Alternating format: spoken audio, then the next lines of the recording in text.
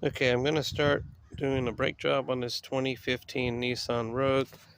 Here's the brakes pads. I'm not changing the rotor, just the pads. I don't have the rotors anyways, but they should be fine. Oh.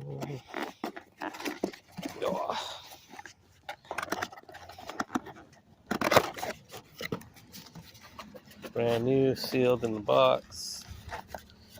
That's always good. And then Loctite, and then brake lubricant.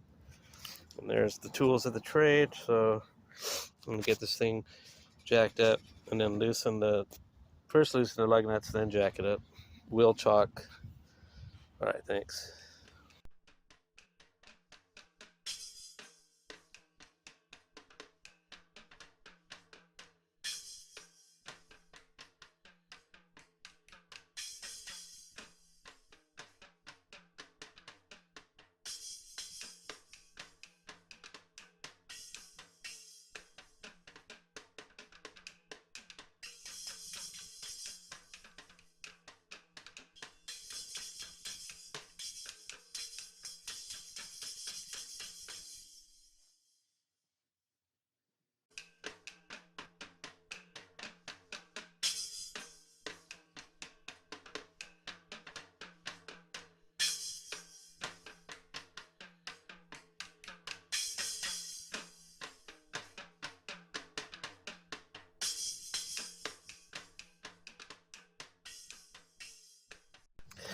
All right, so I got the wheel off, rear wheel.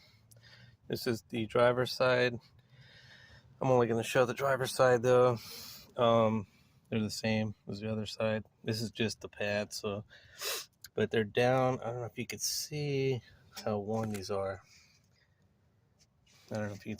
Okay, so it's a 14 millimeter wrench, and then you loosen this guy.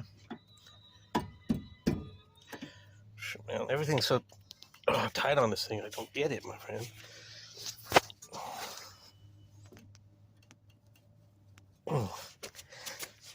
Okay, I'll be back. Okay, so here's the other. I loosened the top one, and now it's time for the bottom with my method. There we go. It's loose. It's this one right here. Let me take that off. My hand. There we go. And then here's this one. Finished taking in this guy off.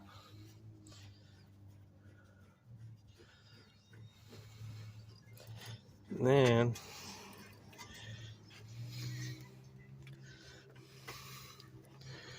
a second here.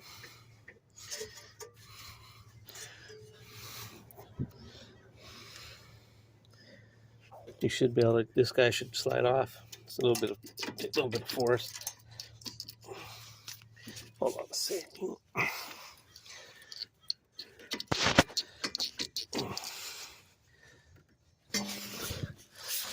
Am I thinking straight? Put that back in there. Oh yeah, I'm pop these guys out. Set them here. Okay, that's what I was doing wrong. There you go. That's off. Let me take this completely off. Take the bolt out.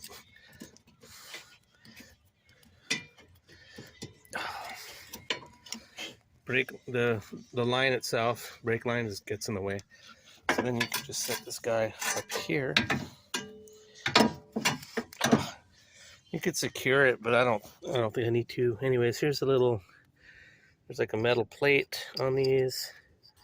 Basically, this is all you do. So, oh yeah, there you go. Now you can see it's basically, this is about as thin as it can get. It's almost down to like the metal, really close. Yep. So there's that one. And the back one. For some reason, the back one has a lot more meat. I don't know. It's probably not a good thing. I don't know why. It's kind of, I don't know if it's one side is pressing on the other harder. I don't know. but I'm gonna just pop the new ones in. I can open that package. Okay, I got the brakes, the new pads, opened from the package, and I sprayed some brake clean on the rotor. So I want to show something. I don't think I've seen this on brakes before, but it's kind of cool. So it kind of makes it easier for the DIY person. So on these brake pads, it actually says outer and inner. And there's only one. So this metal piece right here, I always thought that was just for like to make noise when your brakes are down to the end. I'm not even sure, but I know it went on the inside, so I was right on that. But it actually tells you this one goes on the inside, and then and for some reason there's only one. I remember I believe they used to come where both of them would have this, but it's telling me to put that on the right hand side. So okay, so I'm put that on the right hand side. So this is the left hand of the vehicle, so I'm not going to use that one here.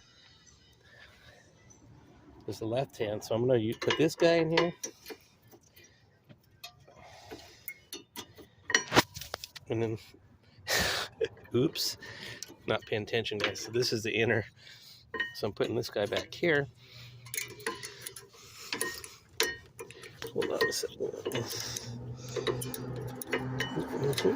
That just goes like that, and then this is the outer pad, goes like that.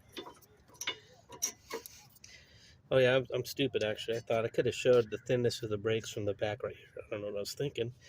But see, keep in mind, so this was the one that I took out of there. Look what's left on it. And then look at the new one. It's like basically a little bit thicker than the metal on the rotor itself. Sometimes people go by this.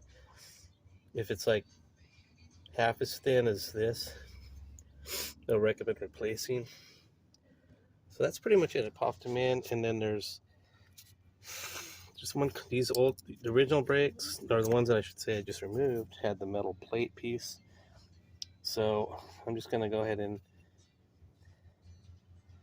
honestly, I don't know how to figure out if those are supposed to be there.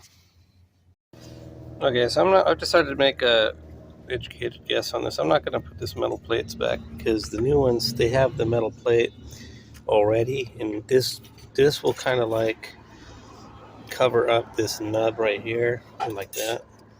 So I don't think it's meant to go back on this style of brake pads.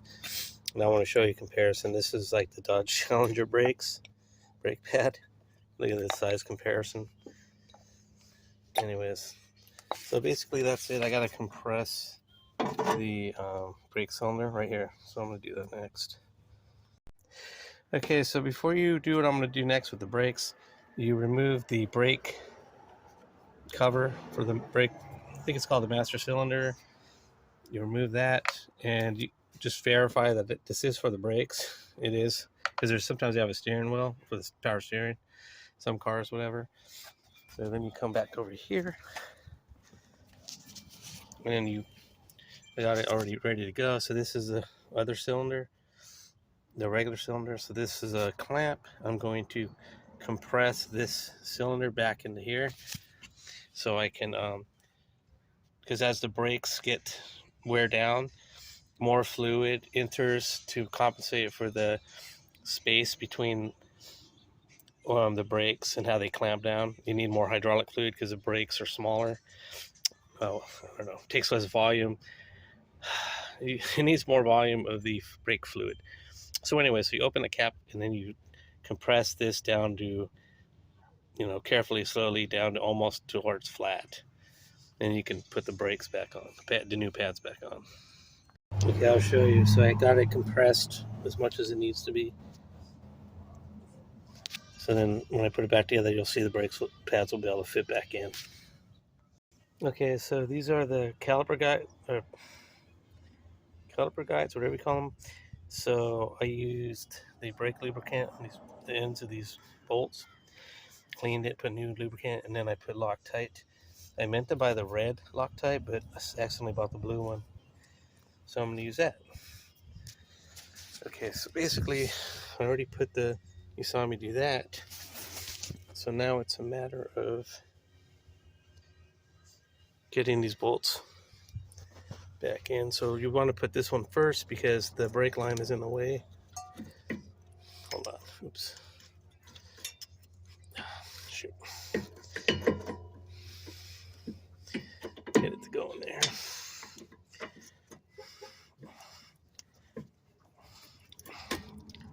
Hold on a second.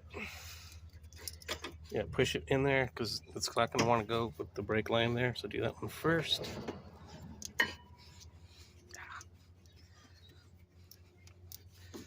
Get it to thread in there a little bit. Oh, there it goes.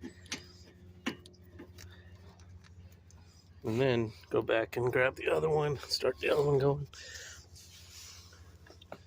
We'll push that back down, of course. Just push that like that. Oops, can you see? Sorry. So I'm going to go thread that on the other side like that. So that's it. That one, then tighten that one. Tighten that one with the 14 millimeter. And then you'll be good to go. Just tighten her down. That's it. Brakes are already sitting there pretty. Okay, so I tighten the bolts down and make sure the rubber sleeve, boot, whatever you call it, is covering up the part of that bolt for the brakes on both top and bottom. Actually, that one needs to be put on a little bit better like that. And there you go. And then, like I said, tighten these down really good. And we're good to go. I'm just going to go ahead and put the wheel back on and call it done. Thanks for watching. Okay, I wasn't going to show the other side at all, but I wanted to show this though. Just how bad these brakes were. Brake pads. Literally like just down to the metal right here. I mean, that it doesn't get any close call than that. And the rotor's still okay. It's not surprisingly, like I said, you caught this just in time because it just started to hear some little bit of grinding. And I knew the brakes needed to be done. But anyways, just thought I'd mention that. Oh yeah, I think I forgot to mention this when I did the other side, so I'll show you on this side real quick. So when you clamp this down to close the cylinder, I use the old brake pad as a spacer between the cylinder and the clamp. So when you press it down and this end goes on this side, make it easier that way. All right, that's all I wanted to show.